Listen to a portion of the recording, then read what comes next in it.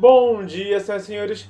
Eu sou o Bernardo Stamato, autor da Era do Abismo, e eu estava assistindo Vingadores Ultimato esse fim de semana com a minha cunhada, meu irmão, e eu saí do cinema com a mente fervilhando de como que a Marvel e a Disney conseguiram construir essa narrativa ao longo de 22 filmes, né? São mais de 10 anos já de história, e foi o maior universo cinematográfico de todos os tempos. Não foi o primeiro, na verdade, quem começou com essa coisa de filmes conectados foi a Universal, com filmes de vampiros e lobisomens, os filmes de monstros, nos anos 40. A Marvel resgatou essa pegada e fez o que fazia todo sentido, né? A gente já imaginava, já antes de ter esse universo, né? A gente pensava, pô, será que tem alguma conexão entre Homem-Aranha e X-Men? E era, obviamente, assim, só na nossa imaginação, sabe? Os filmes nunca iam se misturar, nunca. Mas a gente gostava de imaginar isso, porque no quadrinho eles vivem no mesmo mundo. E a Marvel trouxe isso, e eu, como escritor, acredito que tem coisas muito... tem lições muito importantes que quem gosta de contar histórias, seja quem gosta de escrever quadrinho, quem gosta de escrever livro, quem quer ir fazer animações, quem quer fazer filme, né? Quem for da área do cinema também. Eu acho que a Marvel, o universo cinematográfico da Marvel, dos Vingadores, tem muito a ensinar a todos nós. Então eu vou falar de 4 lições que eu acho que todo mundo, todos os escritores, todos os narradores, todos os contadores de história deveriam aprender com a Marvel. E lembrando que esse mesmo conteúdo está em texto no site, com o link aqui embaixo. O título é o mesmo, Vingadores, 4 lições que os escritores deveriam aprender com os filmes. E se você preferir um conteúdo até maior, né, porque no texto a gente consegue acertar mais, elaborar mais, mas quem quiser se aprofundar no tema, pode conferir o link aqui embaixo também, tá? E também tá tendo muito ruído na rua, o vizinho tá martelando alguma coisa. Eu não sei se vai pegar no áudio todos esses ruídos, mas se tiver algum ruído ao fundo, eu peço desculpas a você, mas eu precisava fazer esse vídeo hoje, tá bom? Então vamos começar. E a primeira lição de todas que a Marvel trouxe nos cinemas foi desde o primeiro filme do Homem de Ferro, em 2008, que é o básico funciona. A Marvel chegou a ser criticada por fazer uma fórmula de bolo muito repetitiva, né? É sempre aquela jornada do herói, é sempre um vilão que tem os poderes iguais ao do herói. E eu acho que essa discussão, né, da fórmula da Marvel até demorou para chegar, porque na real os 4 primeiros heróis da Marvel, né, o Homem de Ferro, o Thor, o Hulk e o Capitão América, os 4 usam essa metodologia, né? Só o Thor que não tem um vilão igual a ele, né? É o Loki e o Destruidor, né? O nome daquele robô que ele enfrenta. Mas o Hulk teve o Abominável, o Capitão América teve o Caveira Vermelha e o Homem de Ferro teve o Monge de Ferro. Então, os 4 filmes têm uma donzela em apuros, os 4 filmes têm a jornada do herói, né? E esse modelo se repetiu em Doutor Estranho, em Pantera Negra, em Homem-Formiga. Então, quer dizer, a Marvel aposta muito nessa fórmula basicona, mas que funciona. Essa jornada do herói, ela é uma fórmula que funciona, né? A Marvel, ela apostou em um modelo de narrativa que ela tinha garantias que ia causar aderência no público, que até quem não conhecia a Marvel poderia assistir qualquer um desses filmes e empatizar com o personagem e gostar daquela história. Apesar de ficar repetitivo depois de feito tantas vezes, era uma garantia de que iria funcionar. Então eu acredito que os escritores deveriam ao menos estudar essa fórmula, nem que seja para depois desconstruir a fórmula. Mas estudar esse básico ajuda muito quem quer contar histórias. Eu lembro que o Afonso Solano falou no DigiFestival que o público gosta da jornada do herói, sabe? Funciona, é criticado, mas também dá certo de qualquer forma. O próprio Eduardo Spor, ele dava curso de roteiro que era fundamentado na jornada do herói, sabe? Então, para quem quer ter certeza, ter mais garantias, ter uma garantia mais alta de que a história vai funcionar, essa jornada do herói é uma garantia que é válido você ao menos conhecer, ao menos exercitar ela e depois começar a desconstruir a fórmula de bolo. E a segunda lição é justamente o oposto da primeira, que é a gente não pode se prender a fórmula de bolo padrão. A gente não pode se prender a esse básico. Então a própria Marvel começou aos poucos a desconstruir essa fórmula. Principalmente no Homem-Aranha, o de Volta ao Lar, e no Guardiões da Galáxia 2. Porque são filmes que não usam um vilão que é idêntico ao herói. São filmes que fogem da coisa da história de origem básica, né? Ou da continuação básica, no caso dos Guardiões 2, né? O Guardiões 2 foca muito mais em explorar a galáxia, foca mais em desenvolver o personagem, cada um dos personagens, foca mais numa aventura espacial do que realmente num arco maior. Tem até aquela coisa do Peter Quill com o ego, tem sim, mas o filme, isso é um detalhezinho no filme que tem muitos mais detalhes. O Drax tem a história dele, a Mantis, a Gamorra e a Nebulosa, elas têm uma história conjunto ali muito bacana. O Groot, Rocket, Yondu, todo mundo está muito presente no filme, cada um com a sua aventura. É muito mais uma aventura no espaço do que realmente aquela jornada de autodescobrimento que é o basicão de todo mundo. Então, esse filme realmente se desprendeu dessa fórmula de bolo e se permitiu se aventurar mais. Enquanto que o Homem-Aranha, ele até foca mais em explorar como é que ficou o mundo depois dos Vingadores, né? Como é que é esse mundo depois da Guerra Civil? Qual é a consequência? Quais são os efeitos colaterais desse mundo? Mostra que, por exemplo, o vilão, o Abutre, ele é alguém que se prejudicou, sabe? Ele tinha o emprego dele garantido e ele perdeu tudo por conta das consequências da Batalha de Nova York, do primeiro Vingadores.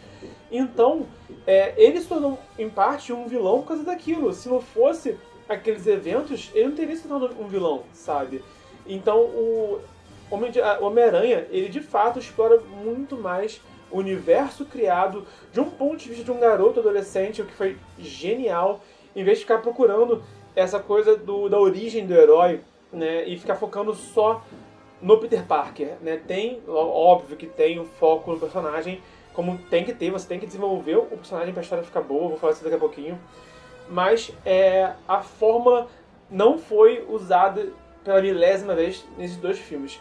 Eu sinto que o Thor Ragnarok e o Pantera Negra também conseguiram ir além da fórmula de bolo, apesar deles seguirem um pouquinho mais a questão do herói se descobrindo, né, a questão do Thor e o martelo dele ou não, né, e também do Pantera Negra com aquela né, flor da alma, esqueci agora o nome daquele chá louco que ele toma, que ele encontra com o pai dele, esqueci agora o nome.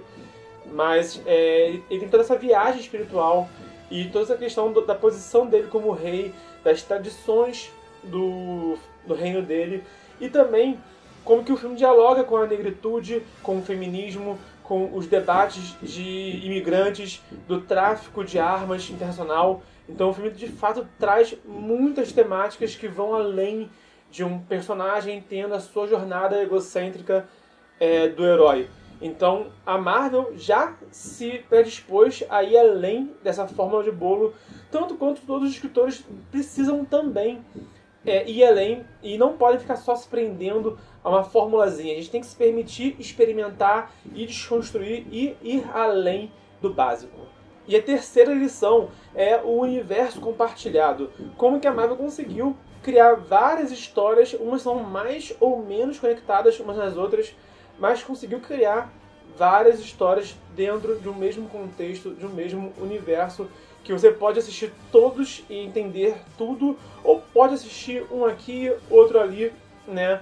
E ter a experiência como você vai entender. E não só a Marvel faz isso, como por exemplo Star Wars já fez isso muito antes da Marvel, porque sempre teve os filmes, sempre teve quadrinho, videogame, livro. Então quem quiser também ler um livro de Star Wars que fica em um canto da galáxia, depois ler outro livro em outro canto da galáxia, e ler mais um livro que se passa em séculos de distância entre esses outros dois livros, pode explorar à vontade. Então, acho que Star Wars é um dos maiores universos compartilhados que existem atualmente. Se for ver também, O Senhor dos Anéis também tem muitas histórias, né? O filho do Tolkien publicou mais histórias depois que o Tolkien morreu. Então, hoje em dia, a narrativa da Terra-média já se expandiu muito além da Terceira Era. A mesma coisa o Game of Thrones também, com o principal, né, as Crônicas de Gelo e Fogo se focam na Guerra dos Cinco Reis, na Guerra dos Targaryen, né, o retorno dos Targaryen a Westeros, mas os outros livros vão além dessas temáticas. O Cavaleiro dos Sete Reinos, o Sangue e Fogo são livros que exploram outras facetas de Westeros além do que a gente tem nos livros principais e na série. E também, para encerrar as citações, o Tormenta, que é o mundo de RPG e literatura e quadrinho e etc. nacional, que tem a trilogia do Leonel Caldela, tem a Joia da Alma, da Karen Soarelli, tem 2 antologias de contos, tem livro-jogo, tem aventura de RPG, tem quadrinho. Então, são casos desses todos que tem vários autores, tem várias mentes criativas trabalhando e expandindo esses universos. Então fica mais fácil quando você tem uma equipe, óbvio. Mas eu acredito que mesmo um escritor solo que não tem isso tudo em mãos, não tem essa equipe toda, pode sim construir algo maior do que uma história início, meio e fim, sabe? Que seja uma trilogia também de história. Mas eu acredito que é bacana, é útil a gente pensar num universo, uma narrativa mais ampla e que não se prende a um só elenco de personagens, não se prende a uma só perspectiva. Então, contar histórias que são paralelas, contar histórias que vieram antes, que não tem necessariamente conexão com o que está acontecendo em um núcleo por onde começou, sabe? E se escrever vários livros interconectados parecer demais, e realmente é demais para um escritor só, isso pode ser resolvido com contos. Às vezes, criar vários contos dentro do mesmo mundo ajudaria muito a expandir a narrativa, a dar outros pontos de vista e não exigiria tanto esforço quando criar vários livros, né? Então, um livro de contos dentro de um mesmo mundo já daria assim, mais pontos de vista interessantes para uma história. Particularmente, eu tenho a Era do Abismo, o Torneio dos Campeões, que é o meu primeiro livro, e o segundo, que vai ser na beirada do livro, vai ser Crônicas do Éden. A Era do Abismo, Crônicas do Éden, que vai ser contos que se passam de forma paralela ao primeiro livro. E se tudo ser como planejado, o terceiro livro também vai ser um livro paralelo a isso tudo. Deve se chamar Era do Abismo, um Castelo nas Profundezas. E só depois desses 3 livros, que não são contínuos, não são sequências, é que eu planejo lançar a sequência da Era do Abismo, o Torneio dos Campeões. Então, é totalmente possível você escrever uma história, criar uma história, mas expandir ela de forma mais horizontal, em vez de seguir em frente. Estou seguindo em frente com a história. Em vez disso, é possível simplesmente fazer conexões que são mais paralelas e ampliar a história e não só seguir em frente com ela. E a 4ª lição da Marvel é personagens icônicos. No fim das contas, a gente não assiste os filmes de heróis, a gente não gosta dos filmes de heróis por causa dos poderes, por causa da aventura em si. A gente gosta dos personagens. O Homem de Ferro cativou milhões de pessoas pelo mundo porque ele foge daquele comportamento clássico do herói, ele é muito egocêntrico, sabe? O Thor também já nasceu com poderes, enquanto todo mundo ganhou poderes, ele nasceu com poderes, ele era praticamente um pit boy super poderoso, e ele aprendeu na marra a responsabilidade dos poderes dele. O Homem-Aranha tem os poderes dele, mas também tem que fazer deveres de casa, tem que dar satisfação pra Tia May. O Pantera Negra tem toda a questão dele em ser rei, com as tradições do reino dele, da nação dele. Então percebe que eu estou falando características marcantes deles, sem citar de fato os poderes deles. Se a história fosse boa graças aos poderes, Lanterna Verde teria sido um sucesso, e não foi. Então Lanterna Verde é a prova que poderes legais não garantem uma história boa, tanto quanto a Marvel prova que os heróis são mais do que os poderes. A gente se cativa, a gente se prende às histórias deles, aos personagens. No fim das contas, o que garante uma boa história é um bom elenco. E a Marvel é um ótimo exemplo de como que é possível criar vários personagens, cada um deles com a sua faceta, cada um deles com a sua personalidade, até mesmo com conflitos entre eles, de tão diferentes que eles são, né? Mas o que importa para uma boa narrativa, acima de tudo, é o personagem. Então, com certeza quem vê a Marvel, quem vê os Vingadores, vai encontrar alguém que se identifica mais, alguém que gosta mais. Então é um bom exercício compreender por que eu gosto tanto desse herói, o que ele tem de diferente que eu gostei tanto dele. Eu particularmente adoro o Homem-Formiga. Tipo, é o poder mais tosco, encolher, sabe? Como é que você vende um herói que encolhe? Não um poder que é apelativo. Mas o Scott Lang é um ótimo personagem e eu passei a adorar o Scott Lang, consequentemente o Homem-Formiga. Então, assim, é um exemplo de como que o que importa é o personagem e não os poderes.